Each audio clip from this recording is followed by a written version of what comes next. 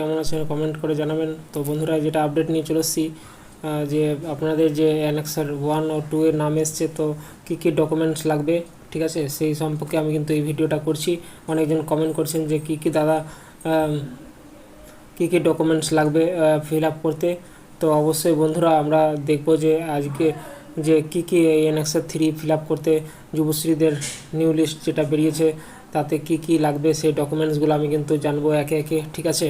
তো বন্ধুরা, অবশ্যই যারা নতুন চ্যানেলে রয়েছেন অবশ্যই সাবস্ক্রাইব করে দেবেন, যারা পুরনো রয়েছেন অবশ্যই কিন্তু শেয়ার করে দেবেন ভিডিওটি, অনেকজনে কিন্তু কাজে লাগবে। তো কী কী ডকুমেন্টস লাগবে সেই ডকুমেন্টস সম্পর্কে কিন্তু আমরা জানবো একটা একটা করে।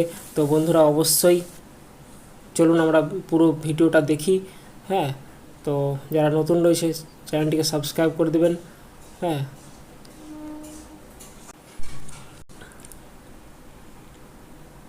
তো নতুন যারা নাম এসছে তারা কিন্তু অবশ্যই কিন্তু কী কী ডকুমেন্টস লাগবে এই ডকুমেন্টসগুলো অবশ্যই কিন্তু দেখে নিন আপনারা, ঠিক আছে। আর কোনো সমস্যা হলে অবশ্যই কমেন্ট বক্সে কমেন্ট করবেন, ঠিক আছে। তো চলুন দেখা যাক কী কী ডকুমেন্টস লাগবে।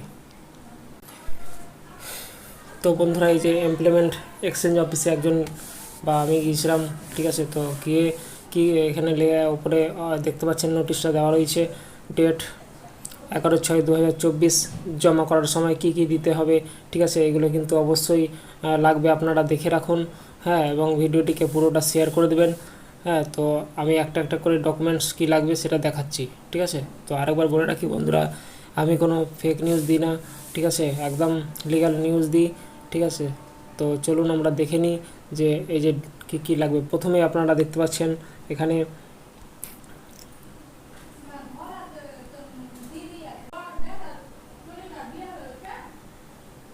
তো এখানে আপনারা দেখতেই পাচ্ছেন, এই যে দেখুন, প্রথমে আপনাদের অ্যানেক্সার 3 যেটা অনলাইনে জমা করবেন, সাবমিট করবেন, সেটা কিন্তু সাবমিট করতে হবে, ঠিক আছে। তারপরে অ্যানেক্সার 2 এখানে দেখতে পাচ্ছেন সিগনেচার বাই, এই যে দেখুন signature by group A officer, আপনাদের বিডিও, জয়েন্ট বিডিও, ঠিক আছে, রিনিউয়াল অফিসার যারা আছে, ঠিক আছে। তারপরে যারা গ্রুপ এ অফিসার এদেরকে দিয়ে অ্যানেক্সার 2টা কিন্তু অবশ্যই জমা করাবেন।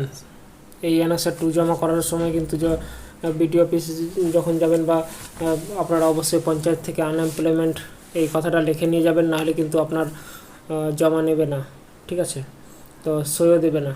তো বন্ধুরা, এখানে দেখতে পাচ্ছেন এই যে দেখুন আর কি লাগবে, এখানে দেখুন আপনার আধার কার্ড লাগবে, অ্যানেক্সার 1-এর ব্যাঙ্ক অ্যাকাউন্ট পাসবই জেরক্স লাগবে, ভোটার কার্ড জেরক্স লাগবে, হ্যাঁ, অ্যাডমিট কার্ড জেরক্স লাগবে, তারপরে রঙিন পাসপোর্ট সাইজের কপি ছবি লাগবে, এমপ্লয়মেন্ট ব্যাঙ্ক যুবশ্রী প্রোফাইলের যে কপিটা ইবি নাম্বার দেওয়া দেখবেন, ইবি দিয়ে যেটা আছে 2012 বা 2013, সেটা কিন্তু অবশ্যই কিন্তু লাগবে। তো বন্ধুরা, কেমন লাগলো ভিডিওটি অবশ্যই জানাবেন এবং ভিডিওটিকে অবশ্যই শেয়ার করে দেবেন। এখানে দেখতে পাচ্ছেন নিচে আরেকটা জিনিস লিখে দিয়েছে, আপনার জমা করার সময় সমস্ত আসল কাগজপত্র কিন্তু নিয়ে আসবেন ভেরিফিকেশনের জন্য। ব্যাংকের পাসবই সংশ্লিষ্ট ব্রাঞ্চের সিল সহ থাকা বাধ্যতামূলক। এখানে দেখতে পাচ্ছেন সিল যেন লাগা থাকে ব্যাংকের বইয়ে, এটা কিন্তু লাগবেই, নাহলে কিন্তু আপনাদের রিজেক্ট করে দিতে পারে বা ঘুরিয়ে পাঠাতে পারে। তো এখানে দেখে রাখুন, আপনারা স্ক্রিনশট মেরে রাখুন যে কী কী লাগবে, এখানে দেখতে পাচ্ছেন। তো 1, 2 অবশ্যই কিন্তু করবেন। তো বন্ধুরা, অবশ্যই ভিডিওটিকে শেয়ার করে দেবেন। ভালো থাকবেন, সুস্থ থাকবেন। Thank you. জয় হিন্দ, জয় ভারত।